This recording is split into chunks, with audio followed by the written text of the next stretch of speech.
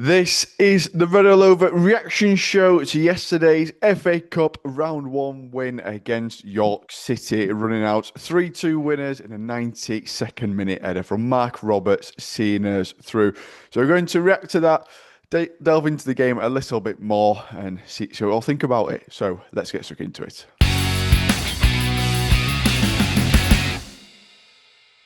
So, Andy, a little bit of a nervy affair. 3-2, not the comfortable scoreline that we're all hoping. Obviously, go 1-0 down as well, pull it back to 1-1 and 2-1 up, then 2-2 in 88th minute, 87th minute, and then Mark Roberts popping up from a corner to make it 3-2. York certainly good value for a good result yesterday. Well, right at the start, you've got to say that for the first 30 minutes, I thought they were easily the best side. What I like to see, they kicked off, and instead of doing what 99% of teams do, they pass it back to either the goalkeeper or a centre half midfield player who then launches it long down the wing, hopefully for someone to get their head on. They tapped it and just set off straight away, straight at us. And that set the tone for the first 25, 30 minutes. And it were a matter of time before they scored. We were all at sea. We've got two big, strong centre halves who, for me, in that first 30 minutes, weren't big or strong. So, well played for them. They put us about, they put crosses in. They could have scored a lot more goals than they did in the first half. And, well, both halves. But that first half an hour, well on top. And then, then they scored. And, you've got to say, it was well deserved, well deserved. I really enjoyed watching, and I know you won't remember him, Josh, but it were really nice to see Ollie Banks, the 30-odd-year-old son of our former starlet, one of my favourite players, Ian Banks, who played in central midfield with such as Ray McHale and the King King, Ronnie. Ronnie Gavlin, yeah, the King, Ronnie Glavin. And other people might think differently, but I still think that Ian had got the hardest shot of any Barnsley player I've seen. When he hit a ball, it stayed hit. In fact, I think he had a couple of shots that are still circling the earth. He hit it that hard. So yeah, and I thought, I know he's 33 now, but I thought Ollie played really well. He were a credit to his family. In fact, I think it were Ollie went to Brampton Ellis Junior School, Infants and Junior School, which is where my mum were a secretary, so she knew him from then. So well done, well done to Ollie. He's all grown up now. But yeah, they played really well. Their number nine made me chuckle. Their number nine, Josh Stones, who scored first goal, he were a bit of a handful, I think it's fair to say. But my grandson Noah and grandson Jack, John's son and he's the uncle of Noah. Every time Stones got ball, they were up shouting "ee or" at him. So I don't think it put him off that much. But yeah, they were well worth the win. Yeah, well worth the first goal and taking the lead. And then we came back into it, and gradually they started uh, they started to defend a lot more, and we started to put them under a bit more pressure. I think it made a difference when Beckett came off. I think he'd been ill during the week. And Jonathan Bland went to left back, and we brought on Tanai Watson. We looked a lot more solid, and it meant, truthfully, it meant that Reyes got more into the game. And I think we deserved the equaliser. It was a decent equaliser, and then second half wearing on, you think, is it going to finish 1-1? Is it going to go to extra time and penalties? We hope not, because me and John were going out to celebrate his birthday yesterday, and we were under strict orders to get home as soon as possible. Didn't mention that it were a cup match, so it could go to extra time and penalties. Thank God it didn't, so we didn't have to make an awkward phone call. Well, I wouldn't have made it, so he'd have had to make it. I wouldn't have bothered. I'd have just left it and got the flack. Then we went, Keeler Dunn scored his second, and I thought that was a good goal, a really good goal. And how on earth he didn't score a third is beyond me, because hit the inside of one post, it hit the inside of the other post and come out. Oh, incredible, incredible. And then, as we do, What does we do? 3 minutes to go. 3 minutes to go. Can't just hold on to it. Just hold on. 3 minutes to go. 3 minutes to go. Up they pop and score an equaliser. Big lad at back comes up, scores in it. And it weren't because Murphy Cooper didn't try. He saved two blockbuster shots before third one went in. We got all our team in the penalty area, and he had to do two incredible saves before the third one put it in. I'm thinking, where are they all? Where are they? Three goes at it they had while we stood not shifting it. And obviously it was then going to penalties, and Jonathan were going to have to make an awkward phone call. But then, thank God, Barnsley born Mark Roberts. We've not done that great from corners, I don't think, and I've always kept saying we need to mix it up a little bit. But he rose like a salmon. In you get, son. And that were it. Me and John, we were saved. Barnsley were saved, and we were saved. Thank God. More importantly, you made it on time. Absolutely. Um, Dean, it's I don't know that first goal for me, York's first. That is, it just seemed lazy and lethargical on our half of trying to get back into position. You got Jack Shepherd and Roberts almost meandering back to take up positions. Ollie Banks falls over and still doesn't lose the ball because, I mean, credit to York made a numerical advantage on that right hand side, which Luca Connell had to deal with too. Couldn't stop the cross. It's things like that when you're playing against a National League side. It shouldn't the discrepancy should be fitness on their half, not our half. Of we should be able to get back into shape and deal with that. It's just so frustrating. Then the second goal, Murphy Cooper palms it straight back into the danger area from the free kick rather than tipping it around the post or pushing it wide. It palms it straight back to York player who shoots and then he blocks it the first time. It's I don't know. Both the goals, I do think York were value for them goals, but the goals from our side just felt so soft. I I think they always do. This is the problem when you look back at them. A lot of the goals we've conceded this season have been entirely preventable. I mean, when I look back at the first one, it was lethargic. I think that's a good word for it, actually, Josh, because Better clearly wasn't fit. I'm reliably informed he's had shingles. So why on earth he was picked, I'm not sure. But anyway, he wasn't tight on his man. Luca was a bit half-hearted in terms of covering and then turned his back on Ollie Banks' cross. So yeah, I thought that was entirely preventable. But as both of you said, basically they deserved that because we could analyse quite a number of other situations where they could easily have scored. And Cooper made two really good saves in that period. So and then, as you say, you look at the number of players in the box. When I mean the free kick was hit with some venom, I have to say. I'll say also that free kick was silly. I mean, I said it at the time. I think it was Kelly gave it away. Actually, don't give free kicks away on the edge of the box. With 5 minutes to go or 2 minutes to go, whatever.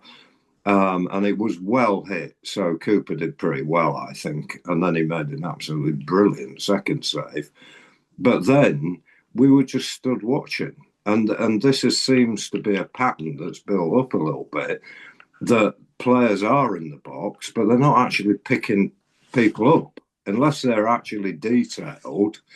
If somebody comes up who hasn't been detailed somewhere, they're free. And I looked at Rooney's position, which wasn't clever, to be quite honest.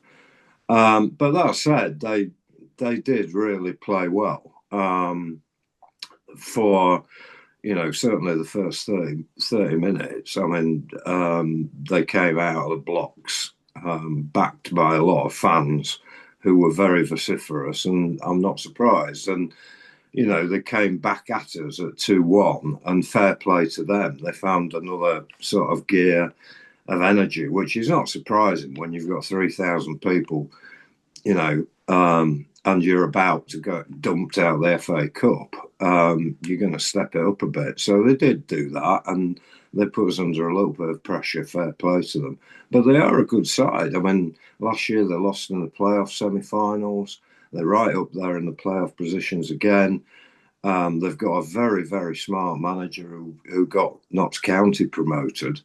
So, I wasn't particularly surprised. I mean, I said to my daughter who sat with me, this is going to be a tough game, and it was, throughout. But yes, the way we started, it's interesting because all the cup games this season, the League Cup games, probably bar Rotherham, although that wasn't great.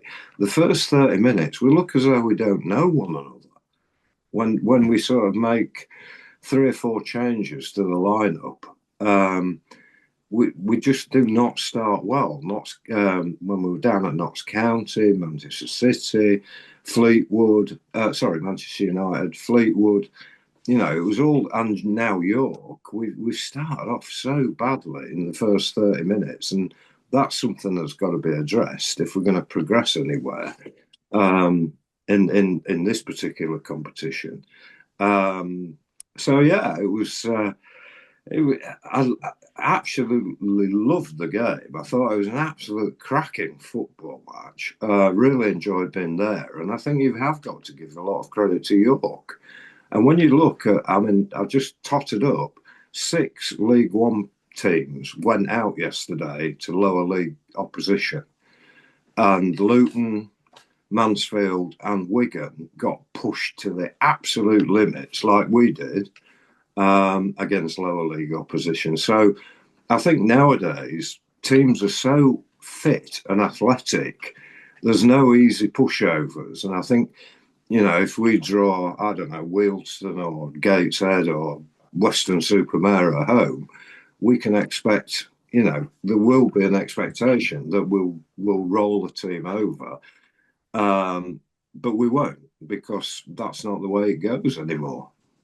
Yeah, I think the gap between National League and League One is not that huge, or not as big as it used to be. Especially there's a lot of professional teams as well down in there. I think if not all of them are basically professional and full time by this point now. Jonathan, we spoke a lot about York, but for ourselves, I think all 3 goals actually are really well taken and well worked moves. There was the first one, Luca out to Reyes, who sort of drops John Russell in behind. Get a little bit fortunate with the block, and then a really well taken goal by DKD. And then the second one, Ferrugia sort of orchestrating all of it to slide it through to DKD, and then finally score from a set piece and a corner at that as well this season, which I can't remember. Has only Josh Hill scored a corner Well, got one. so far? So Yeah. finally scoring for another corner. The moves that we did, well, the goals that we did score, sorry, the moves from them. I think that will sort of when the quality did shine through of the difference between League One and the National League.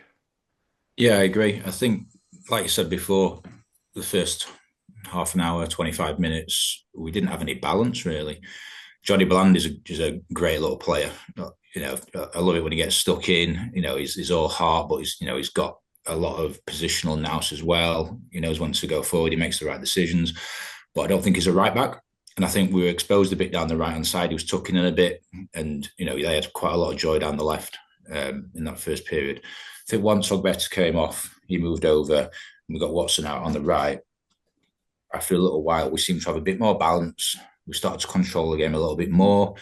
We kind of snuffed York's York were full of beans, and they were like piling forward, and they're overloading us on the left. And actually, we were like, almost like rabbits in the headlights. We don't really know what to do. When we had the ball, we were trying to find combinations and trying to move the ball about intelligently, but it didn't really come off. And you saw, DKD had a touch where he gave the ball away. Cleary, ball was pinged out to the left, and you're just thinking, please get it under control. Miscontrols it out of play. Didn't seem to have any confidence. As soon as we found that kind of balance and that confidence, and we started to put our moves together, we started to control the game a little bit more. And then, like you say, we found those combinations in and around the box. A couple of quick one-touch passes, little turn, bang into the corner, and it's like, right, okay, that's where the quality comes through. So it's about figuring out that, like Dean said, in the first few minutes, you're all at sea a little bit. once they're in control, once everyone knows what they're doing, they can actually put those combinations together. They will control the game. And then what happens towards the end is they manage to get a little bit of space. They also start piling forward because they're desperate to get a goal, and then it's rabbit in the headlights time again. But I think for large periods of the game, we actually were fairly in control. The strange thing was that they seemed to have quite a few chances in there. Keeping pulled off a few one-on-one saves. So I'm not quite sure why sometimes we let that slip. But yeah, I think on the face of it, it's a win. It wasn't great, but like I said, the gap between the National League and League One is not what you think it is. Like you say, I think most of the teams, if not all the teams, are professional. So actually, there were actually some positive signs in there. If we want to get a bit of confidence and take it back into the league, large parts of that game were controlled. We found those combinations. DKD should have scored was very unlucky not to score his third as well. Not all great, but at the same time, yeah, some positives to take from those goals, I think. Yeah, it is. I mean, speaking on the fact that most of the times National League did well yesterday, as Dean mentioned, Andy, I think there's only St Albans that got battered. They lost 6-0 to Mhm. Burton. That aside, there's a couple of 3-0s in there as well. I think Cambridge turned over Chester 3-0. But apart from that, all the games were extremely close by one or two goals. So I know on the face of it, you kind of were expected to win, and as Dean said, there's a few League One teams that didn't even deliver on that part of it. A few that got pushed really close, like we did. But I think to actually come through it, there's a positive to take from that. I know a lot of fans complaining of, oh, you don't deserve the win X, Y, Z. It's like we've been to this position before. We've lost to Altrincham 1-0. We nearly lost whilst we in Championship to Barrow 5-4 when Olibank scored again against us. So I think as much I appreciate people being a little bit unhappy that it was as close as what it was, but there's also the positive take of we have actually got through that, and I think our side before. I think last season we don't come back from 2-2 and we're off to extra time and penalties. I don't think we're scoring that third.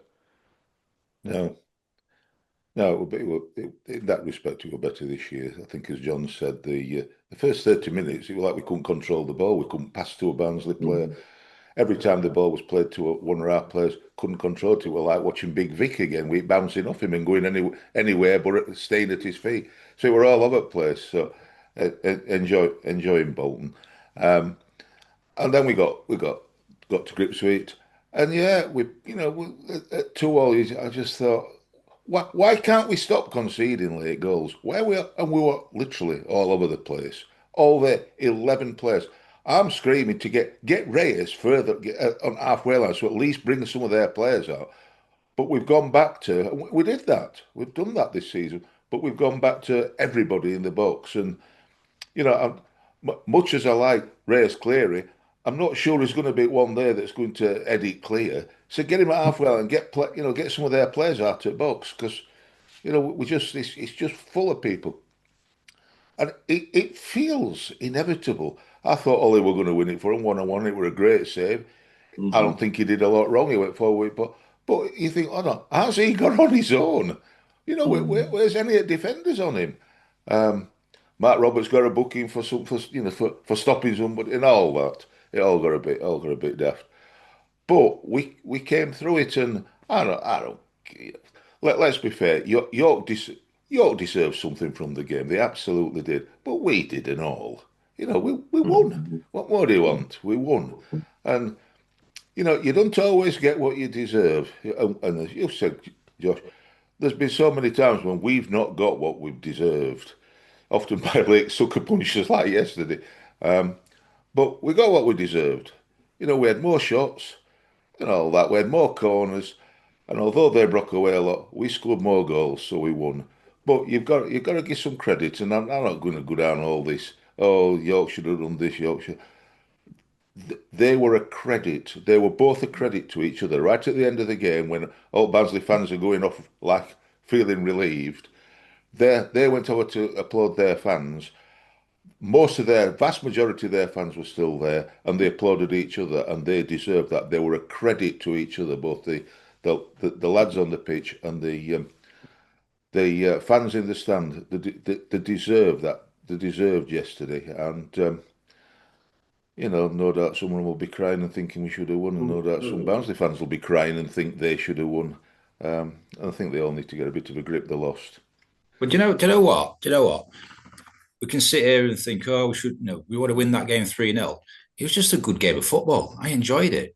You know what I mean? If you're going to go and watch an FA Cup game, you're going to see and they had something about them, York, and they came at us, and we didn't know what we were doing. Now, I'm not saying I particularly enjoyed that bit where I thought, come on, let's just get out of the ball, just play, string three passes together. But once there's a lot of passes together and dodge on. It was just a good game of football. I enjoyed it. Late equaliser, last minute winner, all that kind of stuff. If it had gone to extra time, I would have had to phone my wife and says, "Sorry, we're going to be another 45 minutes." Or maybe just took the heat, John. Would have just turned up late. But it would have been. I mean, you don't want the extra 30 minutes in the players' legs, I suppose. But it would have been. I would have quite enjoyed extra time watching people go down. Do you know what I mean? It's just a game of football at the end of the day, isn't it? So just enjoy it. But yeah, perfect. Yeah. I did as well, John. I thought it was just a good game.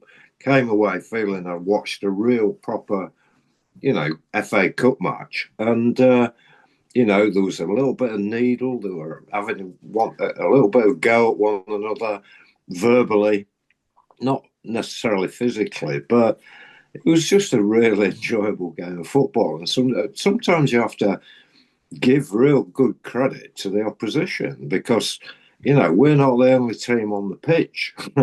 There are two teams trying to do exactly what we're trying to do. So yeah, it was a good game. I enjoyed it. And there were some good performances, I thought. I don't know who you thought was. You've just given me a great segue there, Dean. And we might as well start now with you of man of the match. Oh, Jonathan Bland for me. I thought he was probably Cooper and Bland. In fairness, because Cooper made some absolutely superb saves. But Jonathan Bland was outstanding. Once he'd switched to the left back position, he was on the ball so often. He was moving the ball forward all the time. He wasn't playing backwards. And he got stuck in a few times as well, which I enjoyed. But yeah, I would say Jonathan Bland and Cooper together. DKD, the enigma that hasn't got a touch but has still got 9 goals this season. And should have had the 10th. Yeah.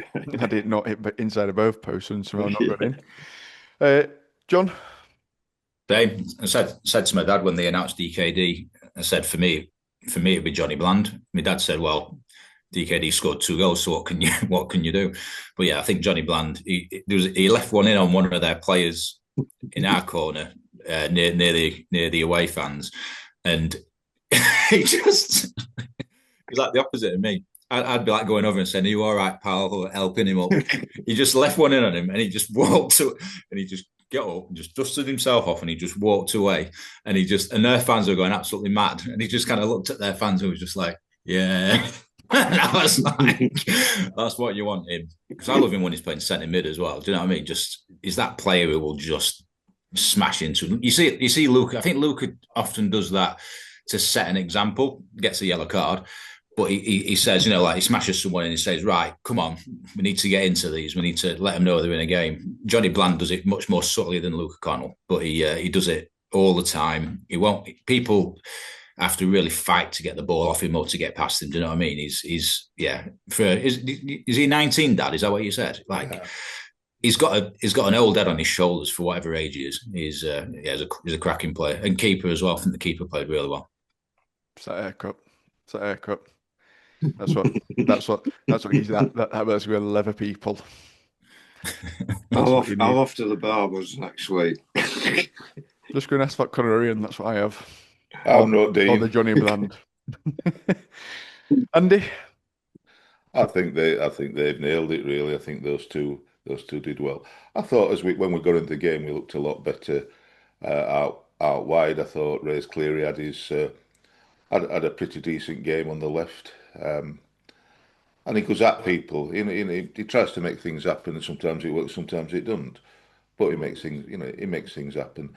And although I've not been his biggest fan, and I thought, flipping it, with Neil Ferrugia on the right, he spent a lot of time, as John said early on, he spent a lot of time playing almost wing back or right back when we're all at sea, to be honest, in the first 30 minutes. But as it come on and he set off, that lovely move for DKD's second goal. So I thought Neil Ferrugia did himself a lot of credit. What makes me laugh? It won't be John. It won't be Johnny Russell. Near where me and John sit, there's a couple of old lads. Yes, you know you are a couple of old lads who every time John Russell gets on ball, he's shouting, "Come and sit with me," or words to that effect. And not his greatest. They're not his greatest fans. So it's a decent place. A bit like an oil tanker. But yeah, I think the two wingers, if you like, did all right as the game went on. But the Luca got more into it and started dictating play a lot. I just wish we'd changed corners a bit. But they did all right. But they're right. Johnny Bland was, for me, was outstanding as an outfield player. The Yorkshire Terrier, Dad. The Yorkshire Terrier.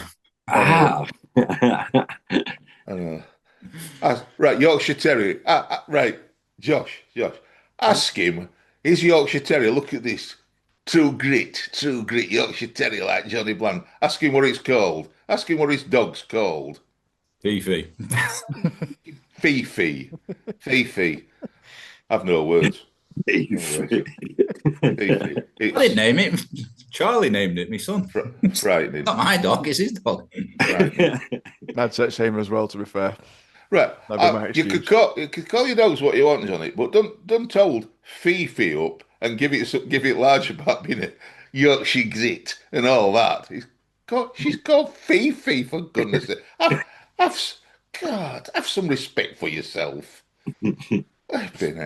Yeah, Murphy Cooper pulled off some great saves, but Johnny Bland and all. But Murphy Cooper for me. It's good to see his goalkeeper. Says it all, doesn't it? Goalkeeper. Yeah. We're playing against non-league opposition. We're a credit. It did make me chuckle. Ollie Davidson, who's one of the top scorers, he scored a load, about 10 goals, I think. They've scored loads of goals this season. Them in league. He got his send book for chinning at referee a fair bit. He ain't referees here. So I know one bit. I didn't get this. We summer tackle. I didn't see what it was, but we got a free kick for an off the ball incident in the second half. Ollie against Ollie. I've no idea when to, but we got a free kick, and I think if there's an off the ball incident where we get a free kick, why is there a booking? And then, truthfully, Ollie had been off later on. When he got booked again later on. So that just seemed a bit strange to me. I don't really. You've come full circle. You started this podcast saying that Ollie Banks is a credit to his family. You're saying he should have been sent off. I'm old, John. I forget where. Listen, that were about 20 odd minutes ago, John. I forget what I said. In fact, I've just forgotten what I've said just now. He weren't a credit to his family during the match. I'll tell you that. And that's John. It'll come to you. I'm going to record you one day and everyone can listen to what you actually say during the match. It'll come to you. Bit by bit, it'll come to you. You're on your way. Murphy Cooper. Dean, who would you like in the next round?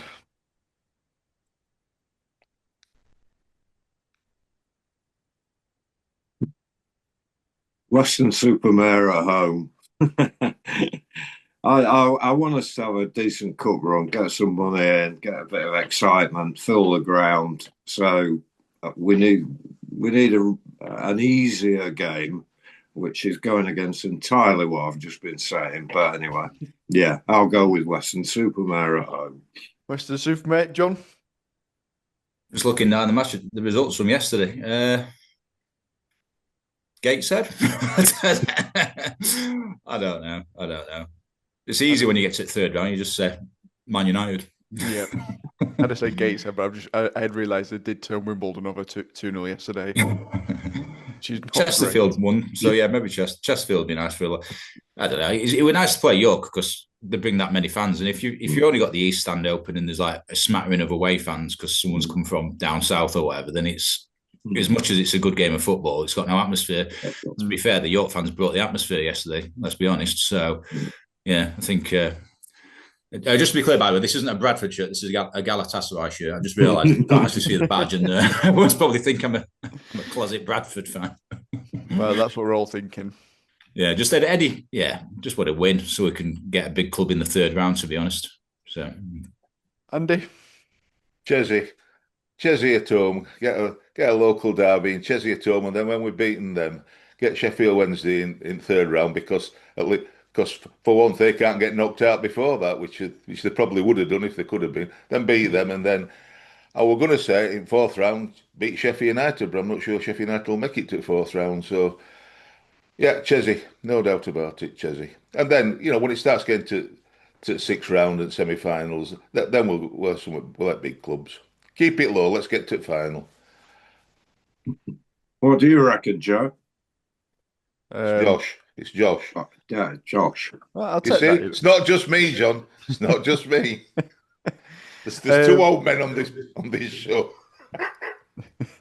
I would take any of the non-league sides. Bournemouth, Macclesfield. I mean, Macclesfield would be fine for me because that's nice and close. Same with Salford.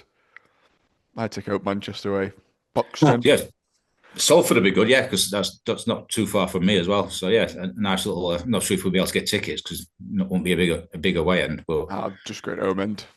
Yes, that's true. To be honest, I'll go in home end with Georgie's dad.